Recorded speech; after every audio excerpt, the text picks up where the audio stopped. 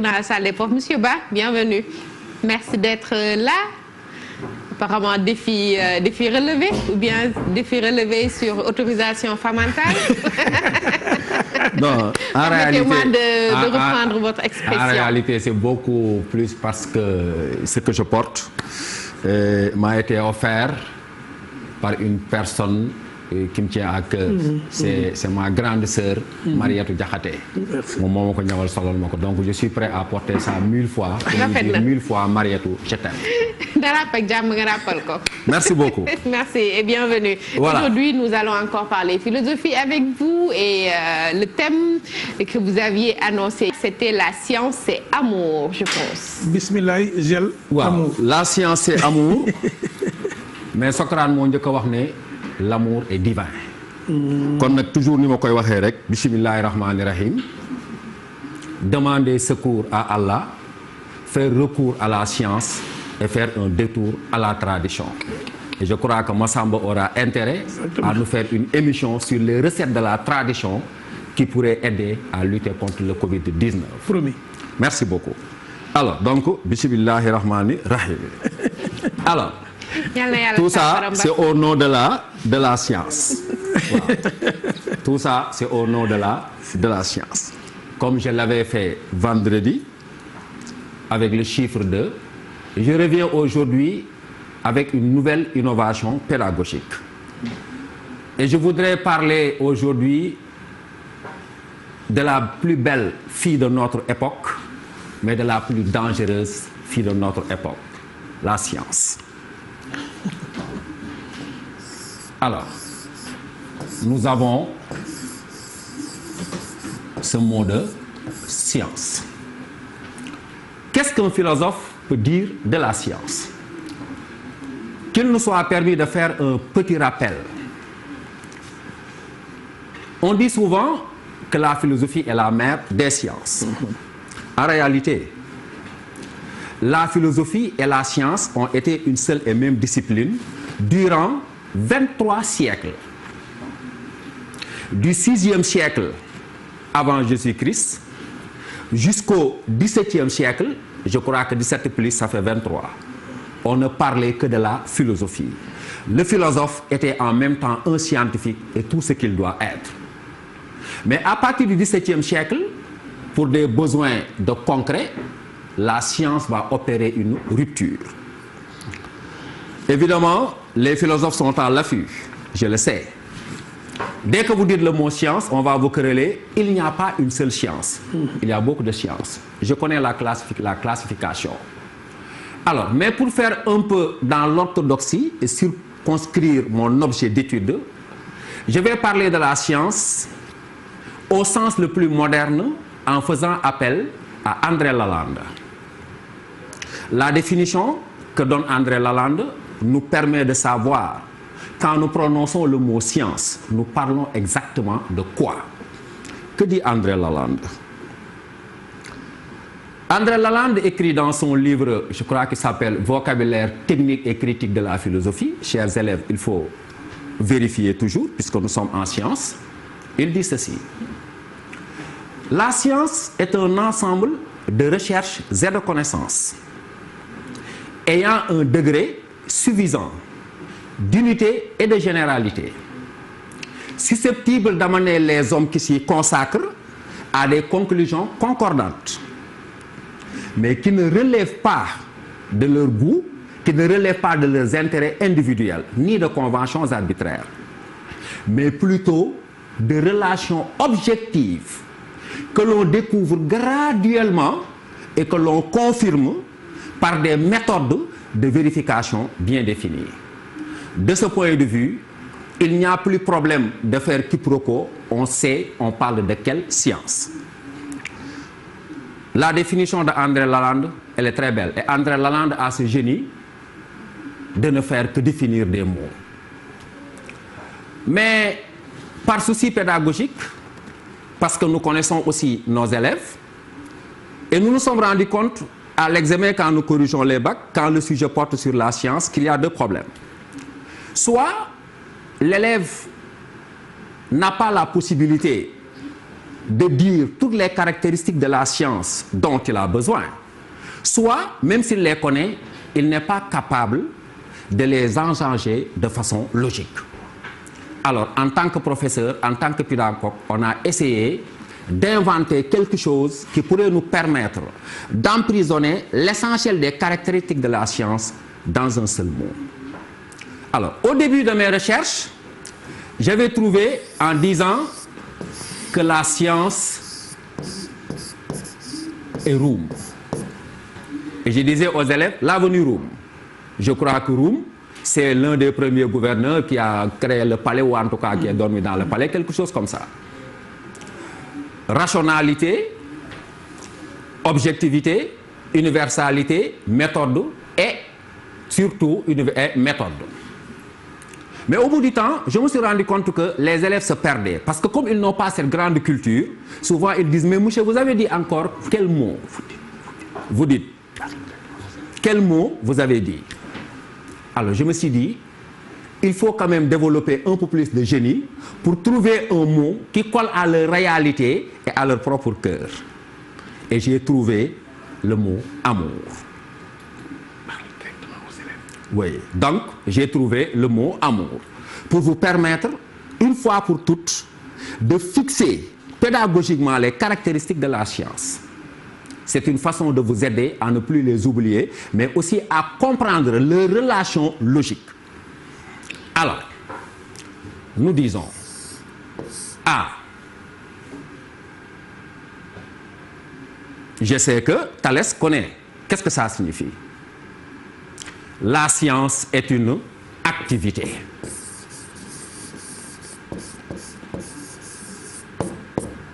André Lalande dit un ensemble de recherche et de connaissances. Donc on est en pleine activité intellectuelle. M.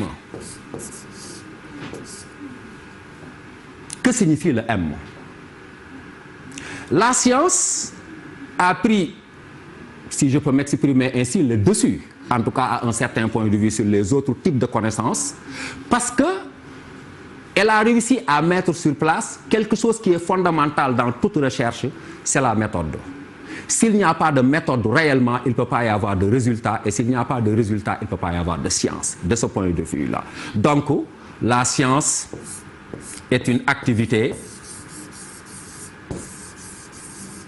méthodique.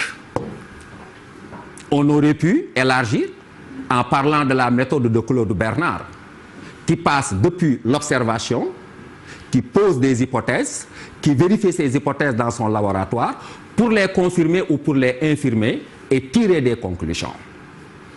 Ensuite, nous avons le O. Les scientifiques, en tout cas en ce qui concerne leur propre travail, dépassent aussi, de ce point de vue, les autres penseurs.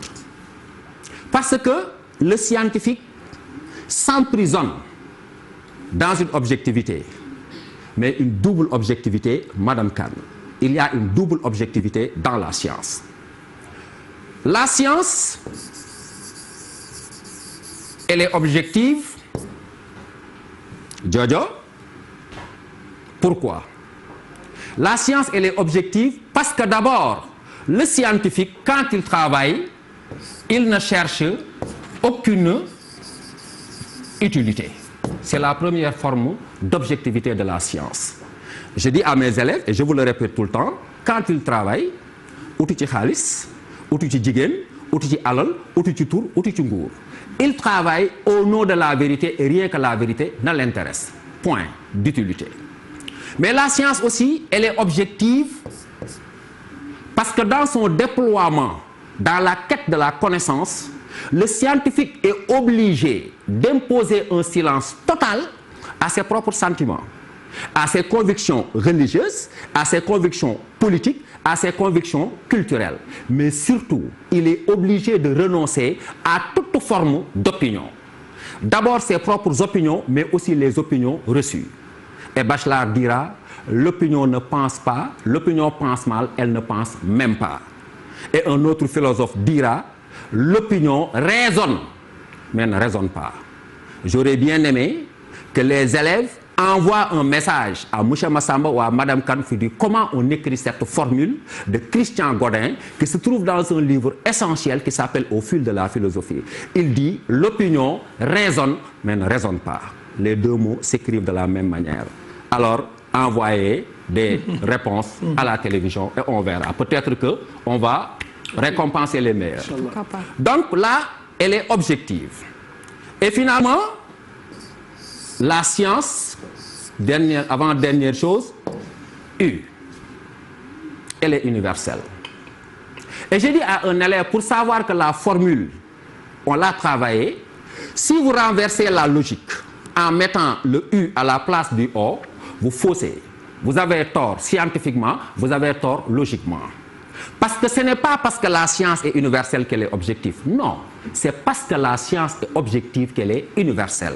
L'objectivité est la cause de l'universalité, l'universalité est la conséquence de l'objectivité. Donc ce n'est pas du takalé, c'est quelque chose qu'on a mûrement réfléchi. C'est parce que le scientifique est capable de s'arrêter à son objet d'étude uniquement, d'imposer un silence à son cœur, à ses ambitions, à ses intérêts, qu'il arrive à trouver quelque chose que tous les scientifiques du monde, en tout cas, peuvent partager, ne serait-ce qu'un même instant, ne serait-ce qu'un temps, parce que dans l'objectivité, le scientifique ne met pas du sien, il s'arrête à l'objet, il ferme son cœur, il n'écoute que sa raison et ses propres déterminations. C'est pourquoi d'ailleurs on dit que dans l'objectivité, il y a le mot objet, alors que dans subjectivité, il y a le mot « je ». Dans la subjectivité, je peux libérer mes sentiments. Et quand je libère mes sentiments en disant que M. Massamba Mbaye est le plus beau du Sénégal, c'est de la subjectivité. Il y a des gens qui ne seront jamais d'accord. Mais quand je dis que c'est un animateur, il a tel âge, il est sénégalais, il est habillé comme ça, je me suis arrêté à l'objet. Et tous les gens qui entreront ici, ils auront exactement la même chose. Donc ce n'est pas un hasard. La science devient ainsi universelle.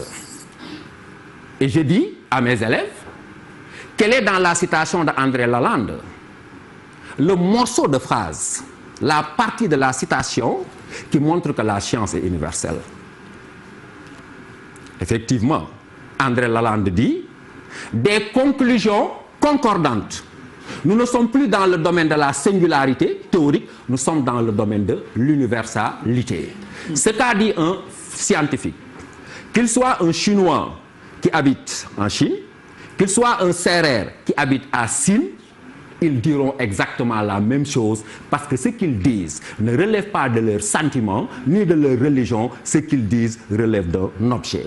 C'est ça, c'est du verbe, ça s'arrête là. Et donc, elle est universelle. Et finalement, pour compléter le mot amour, la science a une démarche rationnelle. Tout part de la raison.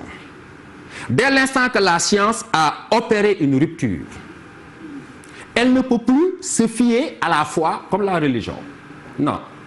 Elle ne peut pas se fier à des êtres imaginaires comme le mythe. Elle ne peut pas se fier à la philosophie par la simple rationalité, mais même si la science devient rationnelle, elle a ceci de plus que la philosophie. Sa rationalité, comme je l'ai dit, autre chose, est une rationalité qui se vérifie par la vérification et l'expérimentation de son objet d'étude. De ce point de vue, la philosophie devient rationnelle. Donc, nous avons la science, c'est amour. La science est une activité méthodique, objective, universelle et qui a une démarche rationnelle. Je vais poser le stylo en disant quelque chose de très fondamental. D'abord, je le rappelle toujours à ses élèves, le mot rationnel, quand on l'écrit, prend 2 N. Mais le mot rationalité prend un seul N. Rationaliste prend un seul N. Vraiment, je suis très content d'être là. Et je vous remercie beaucoup. Merci beaucoup, Monsieur Ba Sanoussi, professeur de philosophie. Encore 1000 merci. Et comme disait Senghor, le concours général ne devrait pas être l'arbre qui cache la forêt. Merci beaucoup. C'est toujours un plaisir pour nous de vous recevoir. Je pense que le message de M. Ba est bien passé, docteur Massamba. Encore beaucoup d'efforts, encore beaucoup de sacrifices de la part des apprenants pour un meilleur rendu. Mais effectivement, parce que la véritable question, c'est l'outil de travail. Si aujourd'hui on enseignait en Sérère, on enseignait en Diola, ils diraient la même chose. Donc ce n'est pas un privilège qu'on accorde aux Français, mais pour l'instant, reconnaissez-le, c'est la langue de base, c'est la langue de travail. En tant que langue de travail, donc maîtrisez-la. Je pense que le professeur Sanoussi nous a montré que la quintessence d'un cours peut être maîtrisée à partir de ce qu'on appelle la mémotechnique. Voilà. La mémotechnique, c'est retenir à partir d'un certain nombre de structurations de votre organisation mentale des éléments structurants pour que votre mémoire cognitive puisse se réveiller. Parce que vous savez, on a toujours une mémoire affective, une mémoire cognitive. Et cette mémoire affective-là, c'est souvent quand on veut se souvenir d'une douleur, quand on approche sa main de la bougie, on sent la douleur avant de l'avoir touchée. Parfois, on est dans une situation où un proverbe arrive. Le savoir revient. Donc ces types de mémoires-là, ce sont des mémoires qu'il faut stimuler chez nos élèves. Et je suis d'accord avec lui, l'objectif de la salle des profs, c'est que les élèves revoient et voient qu'apprendre, c'est beau. Aller à l'école, c'est du plaisir. Ce plaisir d'aller à l'école, ce plaisir d'apprendre, cette passion que vous avez partagée, c'est l'objet pour lequel nous organisons la salle des profs. Pourquoi nous l'avons ouverte?